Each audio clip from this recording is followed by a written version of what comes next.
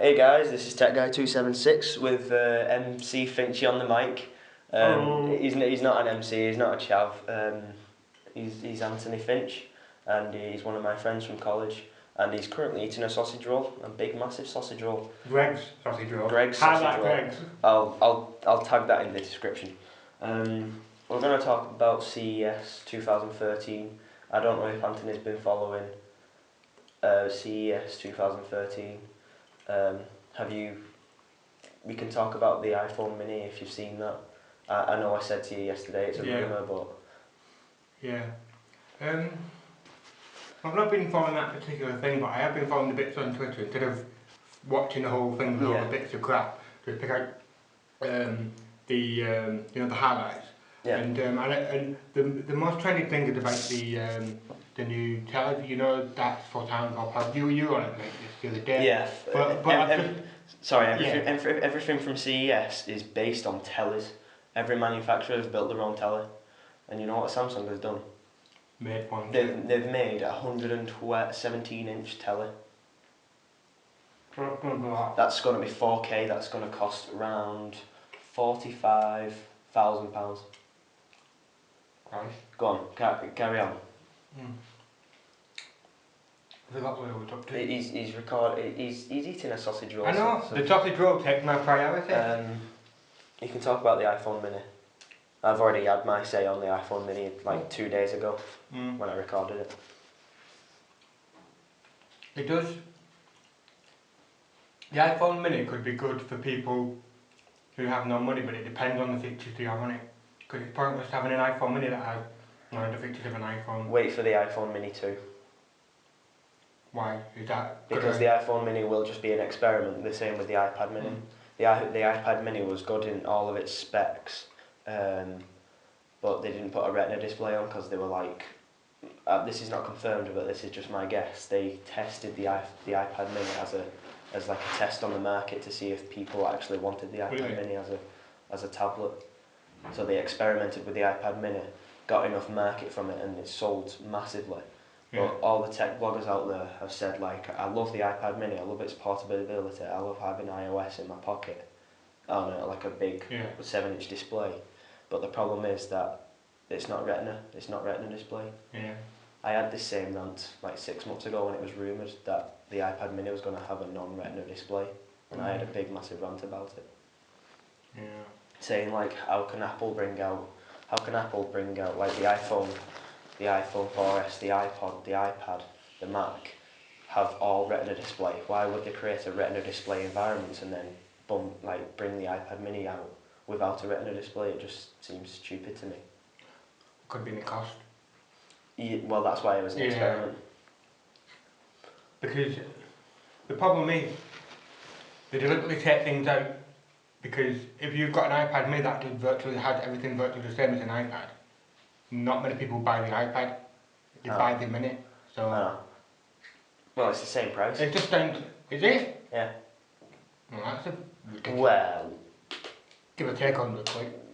Give or take £100. I'd rather get the full size iPad.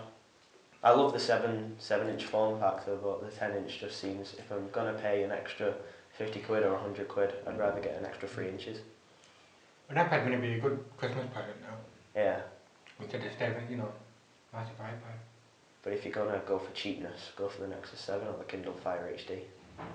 Yeah. They're about £250 cheaper. I wouldn't mind a Google Nexus 7 though. Just whatever.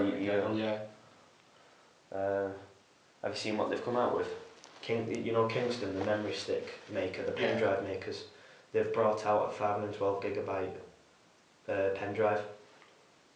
And what's the one going to need one of them for? Exactly. But do you know how much it costs? 120 quid. Nope. 500 quid. Nope. Higher or lower? $1,750 for all that for a 512GB pen drive, and then they've brought out a terabyte one, which is £2,750. So you could just buy a collection of small portable hard drives for. I know, it's stupid, isn't it? It's just like a state of technology. Like, well, if I had a load of money, I probably would keep up to date with all this technology stuff. It just, It's like, Well, there is Yeah. other options. yeah, I suppose so. Online storage. I was talking to Paul before, and I recorded a podcast yesterday describing I it. use, well, online storage, I use Dropbox. Yeah, Dropbox is Dropbox, actually pretty good in its customer service. We used, when I was doing IT and the graphics, all the images we were using, our teacher would put on Dropbox and we could all access them. But the problem we had was, because everybody had access to it, changes were being made to these images regularly. Ah. So for example, there was this one bit where, because they were for Photoshop, and all those graphic tables, I changed it. But what I forgot to do was save it as a separate image to myself. So I ended up overwriting the main image with my work. Well, Hey? Sorry, but did the teacher not fix it, saying read only? Because you can have... Yeah, but that was easily fixable. It's just that's one day if you don't know what you're doing with Dropbox. Alright. Yeah. Makes sense. It's a good way of sending information as well. Yeah, well, a lot of people actually do that now, instead of like, because Mega Upload got taken down and Mega Video and all of them, File Sonic and all of them different file services, they started going over to Dropbox and Box.net and Google Drive, because Google Drive has just introduced their own multi-user file download system.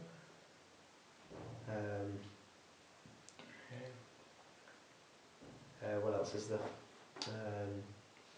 What's interesting now, they've brought, the concept, you might have seen it, it's an infrared camera, like a camera, you might have seen it from the concept, but it's a camera, it's an infrared sensor, and you basically put it on there, and it displays a keyboard and you start typing. I think you showed me that, Yeah, that's the concept, and it's actually come true.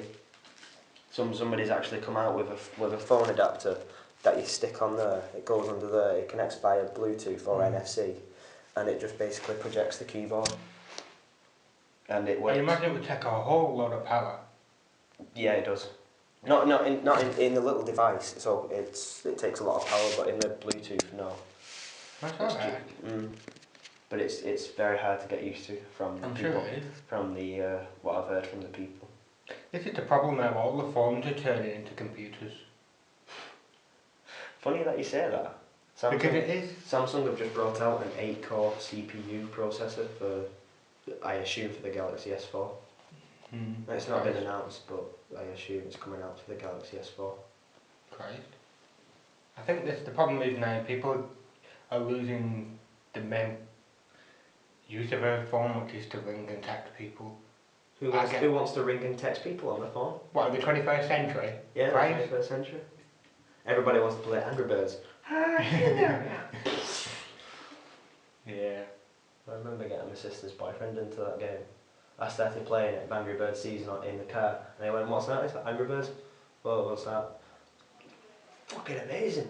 Well, I said it's an alright game, and then I passed it over to him, and for the 20 minutes that were in the car, I didn't hear a peep out of him. I'll tell you what's good, Angry Birds Star Wars. That's good. Angry Birds Space is an even better game. Bad Piggies, oof. I've not played that yet. It's fantastic. You create your own vehicles, you're given a certain amount of wood and steel and engines and propellers what they're called. Yeah, you're given a massive amount of items to use, and you just try and complete that track with the items that you're given. Have you ever as you're moving? No, you can control if the propeller's on or off.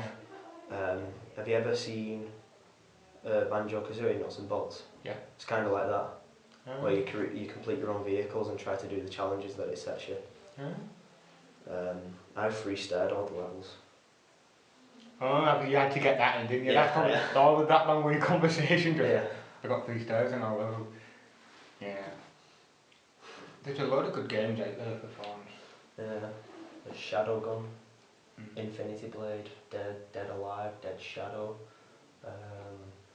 These are all like the high visibility games that you see on Free. Is there anything else that you want to add from CES? Nah. Are you sure? You pretty much summed it up. What do you think about Ubuntu OS? Practically, I think it'd be much easier to use than most operating systems. You know. Like with iOS and Android. Yeah. Yeah. Yeah. Yeah. Because I think it just looks so easy to use as well. Because I think the problem is now when you've got all these new operating systems, all these new updates, it does take a fair use to get used to. Yeah. Whereas that is easy to use for most people. Yeah, you know, because it's just life around the edges, isn't it? Yeah. So what do you think about the messages from the notification centre? I think that could be annoying. Because I think what with the icon being very small, people might get frustrated about. You know, and don't forget, if it's constantly being updated, Yeah. that would be. I'm letting you say this stuff. Just let you know. Yeah. Yeah. I like it, to be honest, but I think it'll be a death on battery life if it's constantly, as you said, it's gonna constantly have to update, because every time you pull down the messages, It has to resync. and it's gonna store a lot on the RAM, on the cache. Yeah. Because it's in the background. Personally, I think they should have saved that to last, the messages bit, because that's going to cause a lot of problems, as all the things you said. It's. Yeah. But I think as well, people don't always check on the messages, they don't want the messages in front of them, do they really? Or their emails or whatever. I mean, I don't. Messages and emails, it's going to be like a zinc up. Yeah, but it's like. You can probably hear Kirsty on there. Yeah, people don't want the message, do you know what I mean? It's not high priority to have that feature on. Do you know what I mean? No, I'm more than an average texter. I don't know what about you. I prefer when I've got texts, and I emphasise when I've got them. I do like to text. You can get more in a message than anything else. But I think even emails are pretty pointless. The only reason people have emails now is to access things or work. Yeah. People don't use them for the fun of it. No, they use them for social network now. They just they just use them to log on certain things. But personally, I think it was a mistake having the messages thing on. But you mean the slide down? The slide down, yeah, because we're just thinking. Yeah, I see your point. There you go. Yes, he saw my point. He saw it. I see his point. But I do like having the messages just when I access it. Yeah, that's and good. I don't have to exit the I don't have to exit the app. I can just go down the messages, reply to somebody, and then go back to whatever I was doing. Too bad he doesn't do that on Xbox Live. No.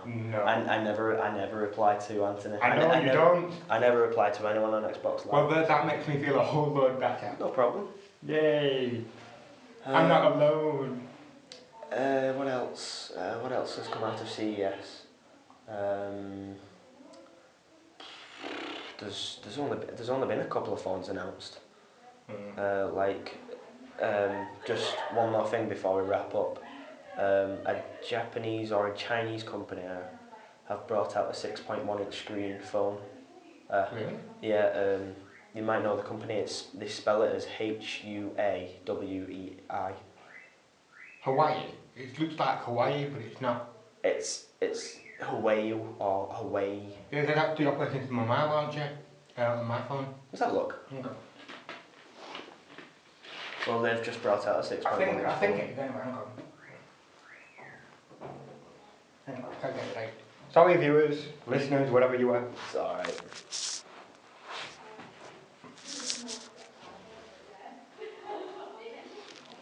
And when we finish this podcast, I'll go straight on the computer and upload it.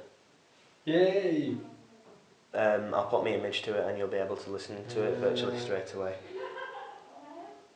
Because I've actually got quite a good following now. Like people have just started to listen to them.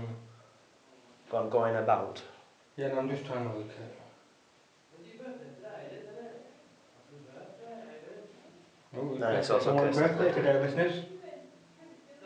It's Kirsty Schofield's birthday. Come on, Anthony. I'm not going on birthday. Android version 2.2, no number. You got it wrong, Anthony. No, I swear to God it is. No, go on. Go on, go on. Go back.